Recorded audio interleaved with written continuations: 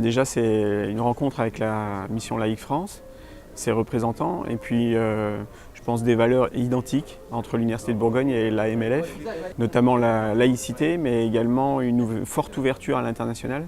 Et donc c'est vrai que notre université, qui est maintenant dans les grands classements internationaux, comme le classement de Shanghai, souhaite, par la robotique de téléprésence, s'ouvrir à l'international, notamment. Et on a développé des expérimentations de robotique de téléprésence à l'université depuis un peu plus d'1 an.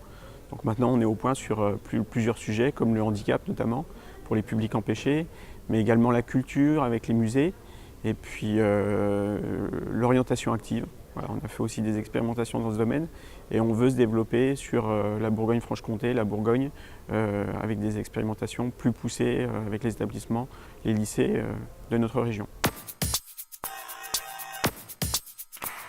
Oui, on a déjà travaillé un petit peu avec eux pour faire des présentations de ce qu'on faisait à l'université, expliquer les aspects recherche liés à la robotique de téléprésence, et puis expliquer tout ce qu'on mène au niveau de la robotique à la mission Laïque France pour leur montrer quel peut être l'apport d'une expertise de l'Université de Bourgogne sur ce domaine.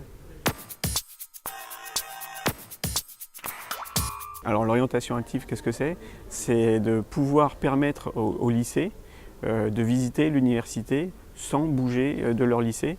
Donc il y a forcément une économie de coûts pour les lycées et puis pour le rectorat, mais également une autre manière de voir l'université. C'est-à-dire qu'il y a une classe ou plusieurs classes dans un lycée qui peuvent suivre une visite des labos, assister à un cours en amphi via le robot de téléprésence. Et donc on a mené cette expérimentation lors des journées portes ouvertes de l'université au mois de mars, avec 7 robots qui étaient mis à disposition de 7 lycées. Et puis on avait tout un planning heure par heure de visite de labos et de cours en amphi. Donc un autre partenariat un peu original qui sort un peu des sentiers battus qu'on a mené il y a quelques semaines.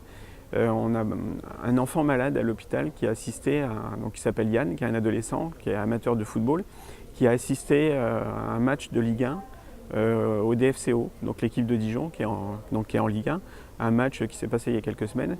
Et Yann a pu visiter les vestiaires, rencontrer les joueurs, rencontrer l'entraîneur de Dijon, être interviewé sur beIN Sport pour expliquer pourquoi il était là et comment il utilisait le robot de téléprésence.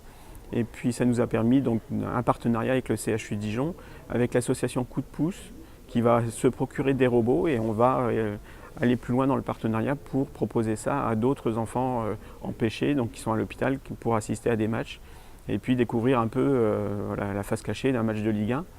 Et donc c'est vrai que c'est un partenariat qui nous tenait vraiment à cœur et qu'on a mené assez rapidement, mais qui s'est très très bien passé et qui en appelle d'autres évidemment. Voilà, donc c'est aussi une utilisation un peu originale du robot de téléprésence.